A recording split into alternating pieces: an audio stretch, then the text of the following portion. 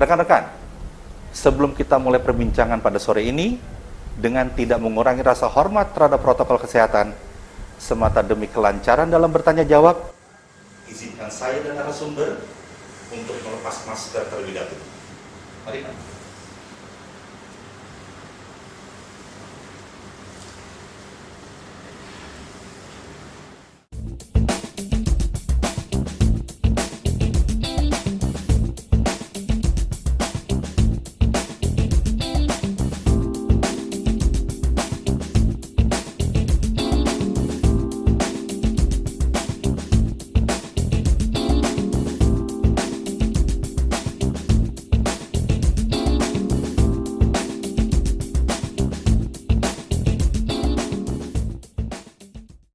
Masih dalam rumah tata kelola, berlokasi di Tabia Kopi bersama saya Krishna Barata, bersama narasumber.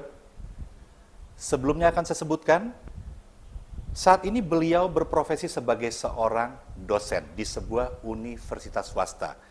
Tetapi yang menarik di sini dan akan kita gali bersama adalah latar belakang dan pengalaman beliau yang pernah duduk sebagai salah seorang regulator dalam bidang pasar modal. Tanpa lebih panjang, saya perkenalkan Bapak Karno. Selamat sore, Pak. Selamat sore, Pak. Apa kabar? Baik, Pak. Krishna. Sehat? Sehat, alhamdulillah. Masih sehat, work from home? Apa sesekali ke Pak. kantor? Sekali tempo. Oke. Kantor, ya. Kegiatan mengajar bagaimana, Pak? Masih WFH, Pak. Masih tetap Masih ya? tetap, Oke. Pak, ya. Pak Karno, menilik pengalaman Bapak saat ini berprofesi sebagai dosen, tetapi yang patut digali adalah ketika Bapak masih berperan aktif sebagai regulator di dunia pasar modal. Boleh Bapak ceritakan sedikit bidang apa yang Bapak geluti atau tangani atau tepatnya di divisi mana Bapak berkiprah saat itu? Iya, betul, Pak.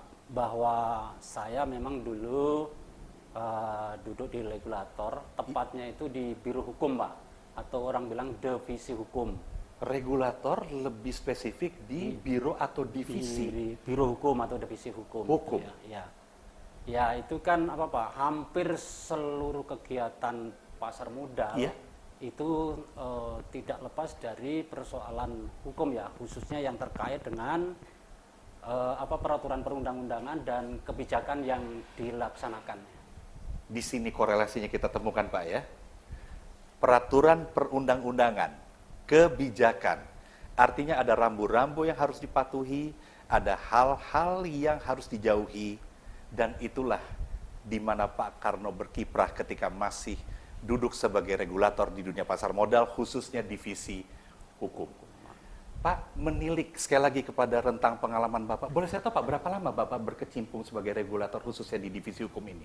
Sebelum menjadi pengajar di universitas swasta? Cukup lama, Pak, ya, ada sekitar 5 tahun atau 6 tahun ya. Tapi kalau di pasar modal itu kan selalu dipindah dari satu divisi ke divisi lain. Iya, tentunya. Tapi saya lebih, walaupun di divisi lain itu pun saya juga tetap menganalisa dari aspek hukum gitu. 5 tahun berarti rentang pengalaman di mana cukup banyak hal-hal bermanfaat yang patut diketahui dan bisa kita gali bersama. Nah, Pak Karno, menilik dunia pasar modal, khususnya pelaku industrinya, investasi dan sebagainya. Pengalaman Bapak ketika masih aktif hingga sekarang, pensiun dan menjadi seorang pengajar atau dosen di sebuah universitas swasta. Apa yang bisa Bapak ceritakan atau sampaikan mengenai perkembangannya? Apakah ada peningkatan atau penurunan, kompleksitas permasalahan, atau mungkin, maaf Pak, kompleksitas permasalahan seperti malah praktek atau pembelokan atau hal-hal yang sifatnya sedikit pelanggaran atau gimana, apa yang bisa Bapak ceritakan? Ya, begini, Pak, ya.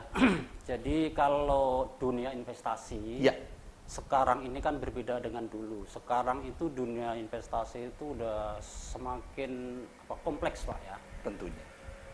Berbeda dengan dulu. Kalau dulu itu persoalan-persoalan itu memang ada, Pak. Persoalan investasi itu tuh ada. Cuma yang membedakan kalau dulu itu misalnya kita melihat produk investasinya masih relatif tidak begitu banyak. Kemudian pelaku industrinya juga bisa dihitung dengan jari. Pelaku Dan industri yang masih sedikit, varian produknya pun masih sedikit. masih sedikit, dan kemudian rasio pengawasnya itu juga relatif di situ memadai, Pak. Jadi masih berimbang antara yang mengawasi dan harus diawasi. Ya betul, seperti itu. Sehingga persoalannya itu ya kira-kira tidak Pak, artinya mudah, cukup relatif mudah diselesaikan. Itu dulu. Iya. Nah, tapi kalau sekarang, Pak, ya Pak Krisna sebagai kan kita tahu ya bahwa instrumen pasar modal belakangan ini kan semakin marak, Pak, ya. Betul. Apalagi dengan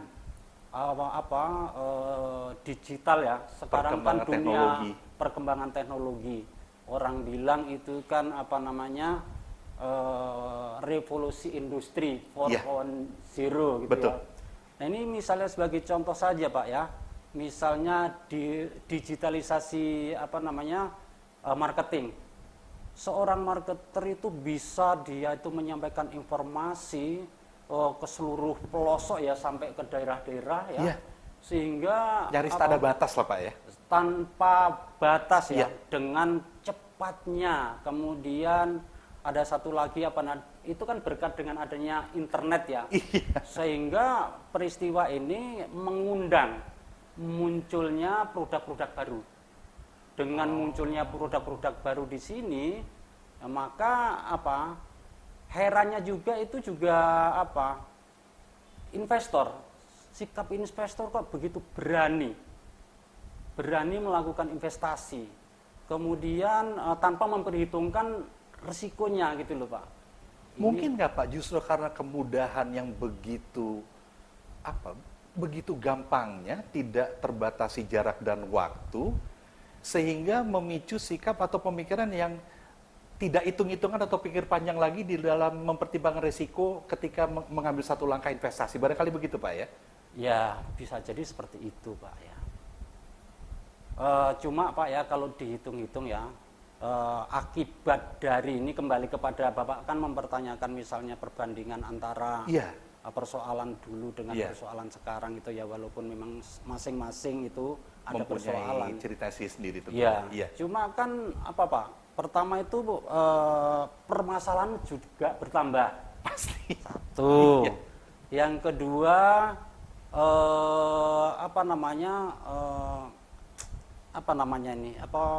dana kelolaan itu ya, artinya yang ditanggung itu juga nilai materialnya juga semakin banyak.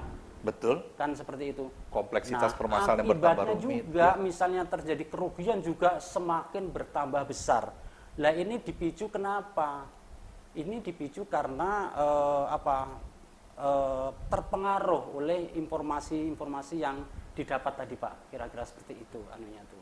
Jadi kalau kembali membedakan sekarang itu jelas itu akan permasalahan semakin bertambah banyak dibanding dulu kan, kira-kira seperti itu. Rekan-rekan, perkembangan teknologi yang didorong oleh kemajuan zaman diikuti dengan kompleksitas permasalahan yang semakin beragam dan rumit.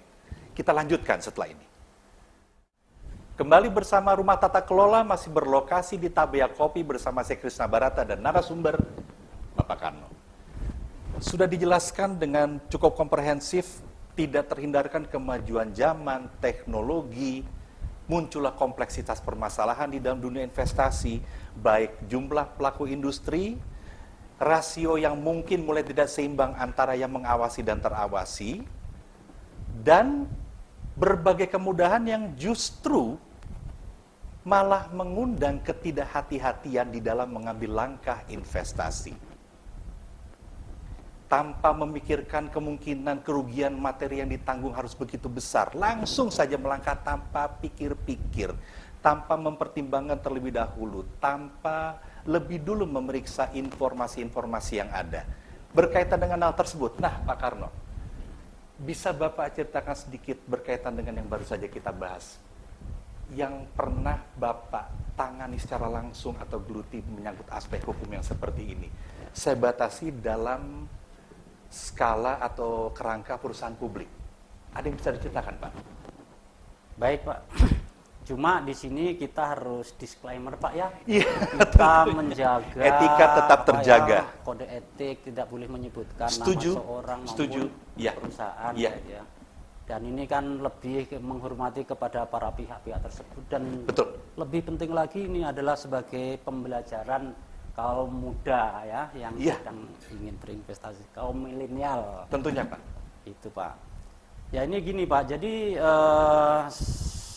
suatu saat itu ada satu perusahaan itu yang bergerak di bidang perkebunan Pak. Mhm. Perusahaan itu berawal dia mau meningkatkan modal usahanya dengan cara right issue. Nah, dengan cara right issue. Cuma Pak, ini penambahan modal ini tidak kira-kira ini. Ini bisa mengakibatkan dampaknya itu sampai apa namanya dilusi ya. Dilusinya itu sampai kira-kira 70%. Nah, tentu di sini setelah dihitung-hitung itu jelas dong, para investor itu loh, nasib saham saya bagaimana kalau misalnya nanti kami tidak mengeksekusi. Berarti kan apa ya, kita tidak bisa memberikan kita tidak bisa menghitung bagaimana tingkat kerugian nanti. Yang jelas dampak itu terlihat, harga sahamnya itu jelas itu menurun itu. Nah, sebagai seorang investor kan juga kepengen tahu Pak ya.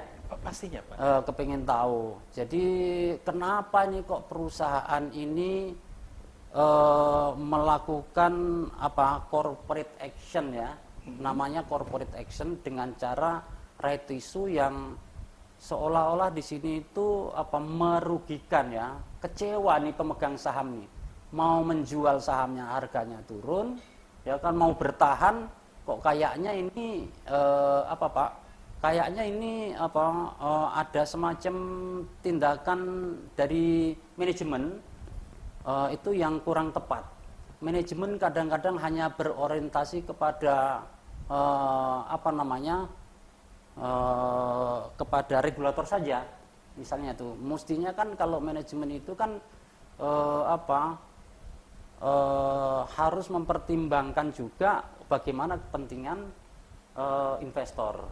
Nah, di sini ada benang merahnya, Pak. Ada benang merahnya.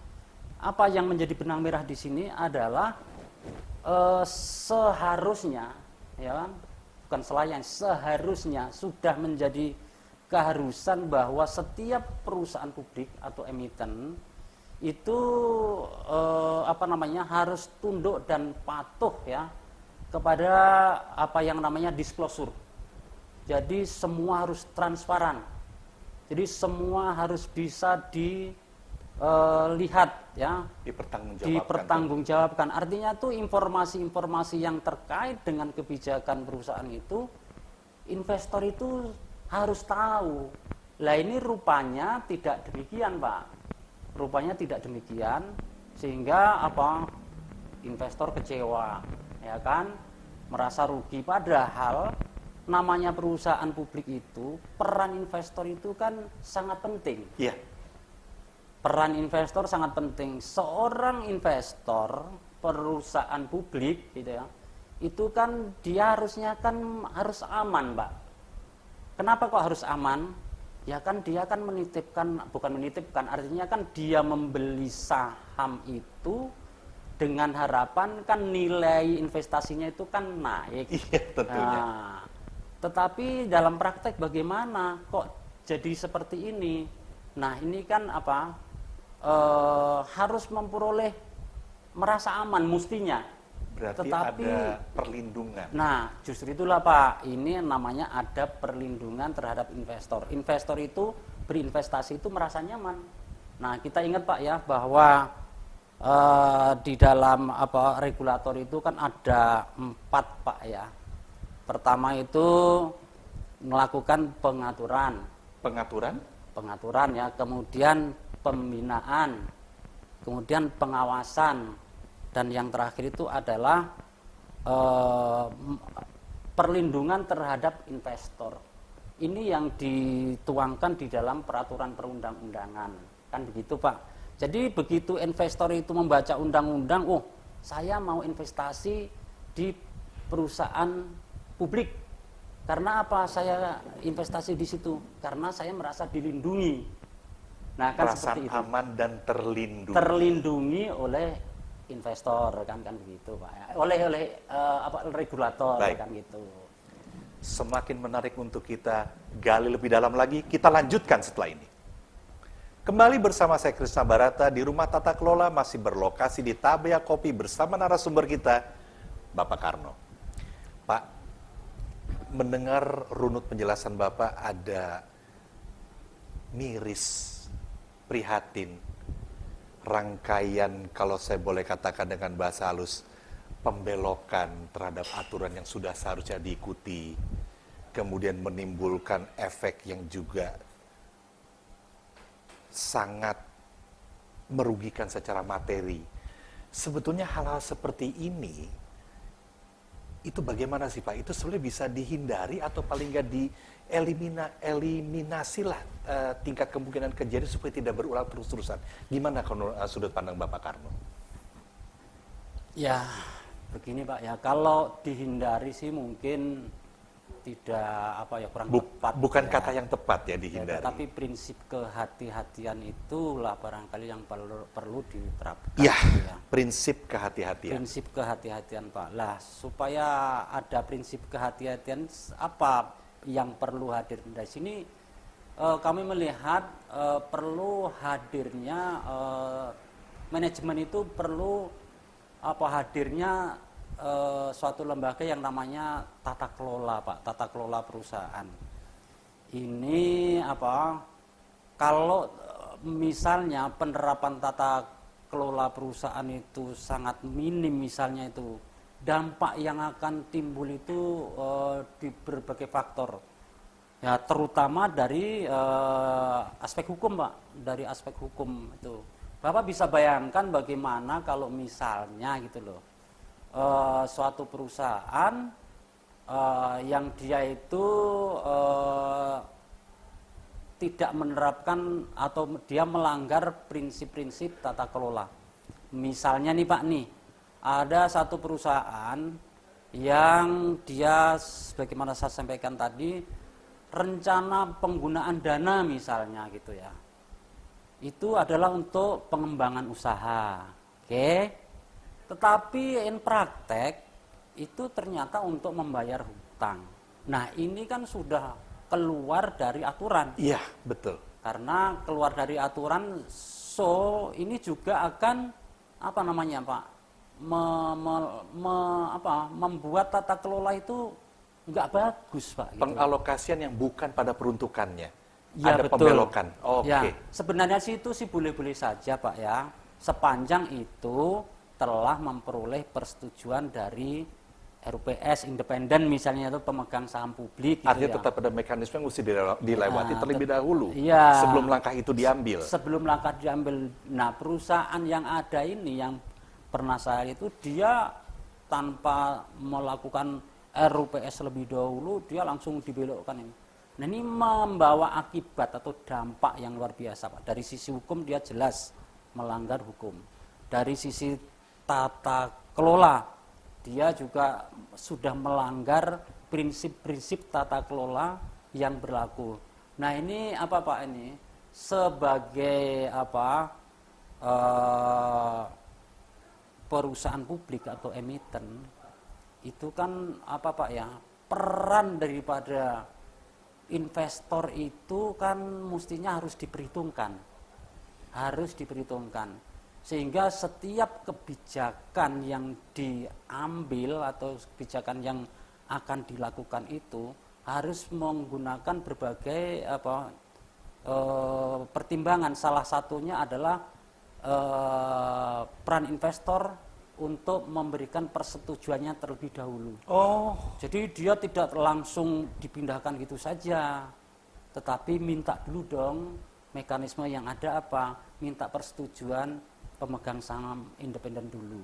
Nah ini tidak, tahu-tahu dia belokkan gitu saja. Nah, pekerjaan manajemen yang seperti ini atau langkah atau kebijakan yang diambil oleh manajemen seperti ini jelas di sini ada dua kesalahan tadi saya sampaikan. Satu, melanggar peraturan perundang-undangan, ya, karena apa? Jelas ini melanggar. Dari sisi tata kelola jelas ini juga tidak memenuhi prinsip-prinsip tata kelola yang baik. Jadi kalau kita bandingkan Pak, pelanggaran terhadap satu aturan perundang-undangan dengan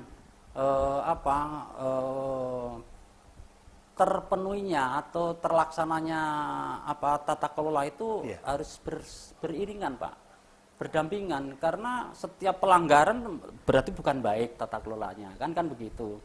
Dengan tata kelola yang tidak baik, wah ini bisa dibayangkan nanti nasib siapa, terutama itu nasibnya investor. Implementasi tata kelola akan selalu berjalan beriringan dengan aspek pembenahan dan penegakan hukum. Penegakan hukum, law enforcement gitu ya, penegakan hukum harus, karena peran daripada regulator ini salah satunya itu yaitu tadi sebagaimana saya sampaikan, melindungi kepentingan investor. Jadi investor merasa nyaman.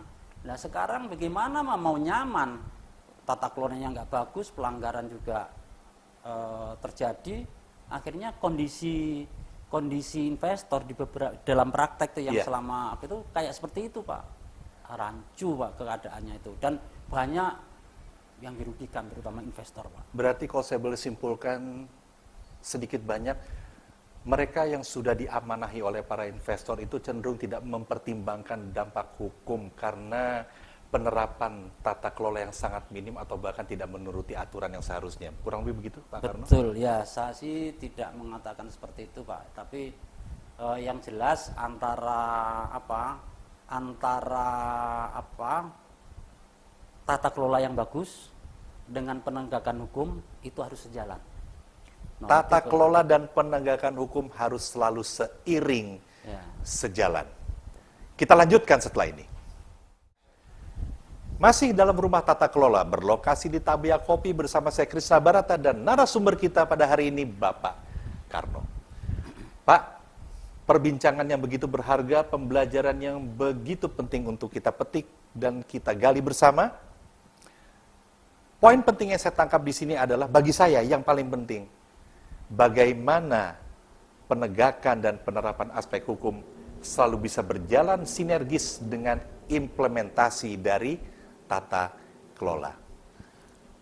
Pak Karno, ada pesan penting yang ingin Bapak sampaikan untuk rekan-rekan di sana, terutama para generasi muda, kaum milenial. Silakan Pak. Oke Pak ya, jadi saya mungkin lebih mengarah kepada bagaimana regulator, karena ini menyangkut publik ya, menyangkut kepentingan publik.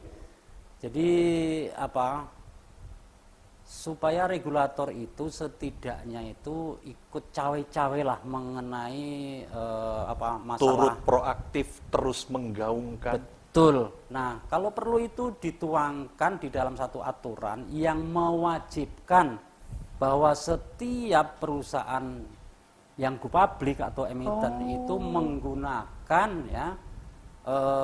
tata kelola yang baik gitu ya Pak ya.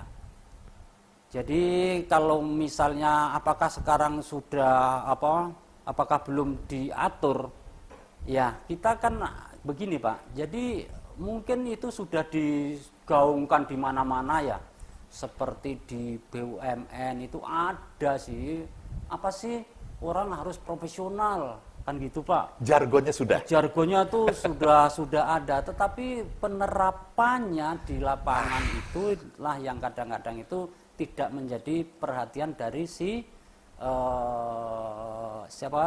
regulator gitu loh Pak. Jargon sudah, didengungkan sudah cukup intens, tetapi ketika bicara soal bagaimana diterapkan ternyata masih menjadi tanda tanya. Ya, betul. Oleh sebab itu ini perlu dituangkan, ini minta Pak ya, supaya karena ikut cawe-cawe dituangkan dalam aturan yang mewajibkan setiap perusahaan go public itu menggunakan lembaga tata kelola perusahaan. Nah, supaya apa Pak? Tujuannya adalah supaya perusahaan itu sehat. Kalau perusahaan itu bagus, perusahaan sehat, akan menguntungkan semua pihak, baik dari sisi regulator sendiri, dari sisi pelaku industri sendiri, termasuk investor Pak, itu kan bagian gitu ya. Wah, itu sudah dibilang sehat tuh. Bagaimana dibilang sehat? Ini Pak, saya mau menggunakan ilustrasi. Apa indikatornya sampai bisa dinyatakan sehat? Nah, begini Pak, jadi kalau seseorang gitu ya, oh saya sehat, ya ntar dulu. Kita harus hadirkan dulu seorang dokter spesialis gitu ya. Kita akan dicek, bagaimana sih tekanan darah kita, Betul. tensi kita, jantung kita, liver kita. Betul. Semua organ-organ itu tentu di situ akan dicek oleh si ahli dokter spesialis itu tadi. Betul. Sehingga mendapatkan hasil. Oh betul, Bapak sehat. Tapi kalau Pak saya sehat, ntar dulu, nggak seperti itu Pak. Pernyataan sehat tidaknya tentu datang dari yang memeriksa. Yang memeriksa, bukan diagnosa. yang terperiksa. Bukan yang terperiksa. Yang mendiagnosa dan bukan yang terdiagnosa. Nah, itulah Pak. Jadi itu kita mengharapkan peran daripada regulator ini supaya perusahaan yang ada di Republik ini betul-betul dalam keadaan sehat Pak gitu loh. Nah, untuk dapat sehat masa iya aku sehat kan nggak bisa Pak. Iya, harus, sekali lagi itu harus ada ahlinya Pak. Nah, tentunya seperti itu. Rekan-rekan, disampaikan dengan cara yang cukup humoris tapi dengan analogi yang sangat tepat. Sebuah pembicaraan yang sangat berharga sore ini bersama Bapak Karno, seorang dosen sebuah universitas swasta yang merupakan pensiunan regulator di bidang pasar modal dan juga investasi. Sayang sekali keterbatasan waktu juga yang harus memisahkan kita. Tidak lupa kami selalu ingatkan, pandemi masih berada di sekitar kita. Ingat selalu untuk menerapkan protokoler kesehatan 5M. Apa saja Pak Karno? Monggo. Ya, mencuci tangan, Ya.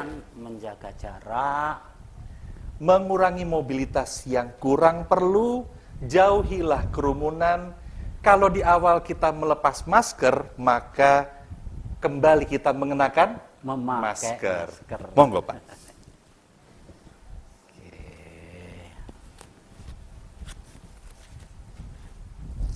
Pak Karno, sekali lagi terima kasih Sama-sama, banyak atas Pak perbincangan yang Krisna. begitu berharga. Sama-sama Pak Krisna. Semoga di lain waktu kita masih dapat berjumpa untuk membicarakan hal-hal yang penuh dengan pembelajaran dan waktu. Terima kasih Pak Karno.